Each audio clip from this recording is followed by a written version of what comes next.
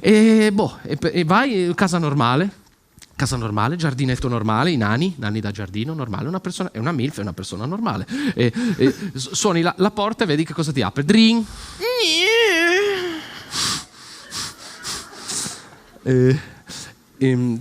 Tu sei la stessa di ieri, giusto? Sì.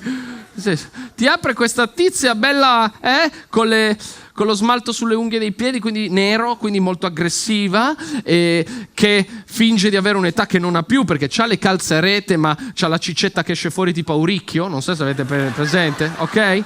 Avete presente? Sali su e obiettivamente tu comunque rimani anche un po' affascinato da questo vedo non vedo ma meglio se non vedo e allora speri che rompa lei il ghiaccio e per fortuna lo rompe.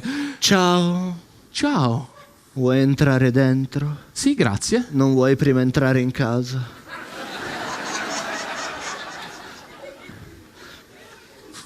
Sì, entriamo prima in casa. Cioè, schiacciarti qui davanti a Mammolo mi sembra troppo, no?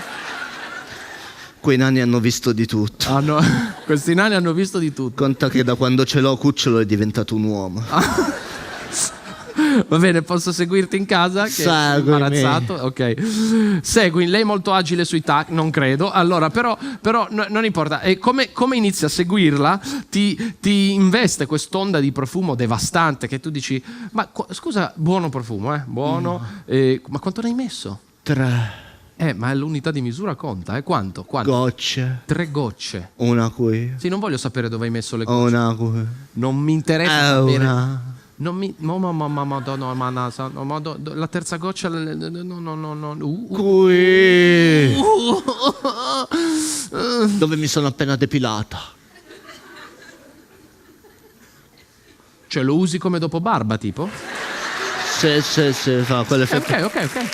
Brucicchia all'inizio. Però basta impurità. Allora, Seguimi. cosa si fa? Seguimi. Quando dice seguimi, la segui. Vuoi bere qualcosa? Sì, grazie. Un succhino? Un succhino? Sì, perché per lei sei suo figlio, no? Ma come un succhino? Un Nesquik? Ma cosa stai dicendo? Acqua e manta? Acqua e manta. Allora, andiamo a fare... Seguimi. Seguiti, ok. Io sei così eccitata? Non hai messo le pattine. Mica, vabbè. Le metterò. Guarda, mi tolgo le scarpe così siamo a posto. Seguila. Allora, finalmente, a forza di seguirla, arrivi in camera da latto. Allora, però, inesperto, non sai cosa fare.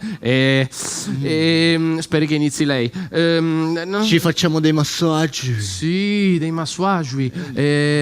Facciamoci dei massaggi. Hai qualche... Qualche amplificatore di zone, tipo qualche gel erotico eccitante? C'ho il Voltaren.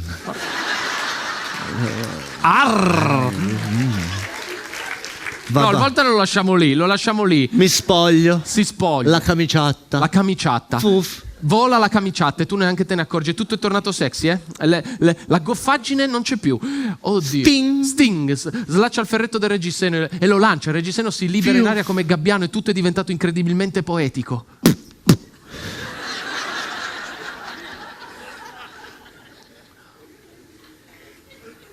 Sono cadute. Sì, no, non me ne ero accorto. Lì capisci che le unghie nere non erano smalto ma lividi.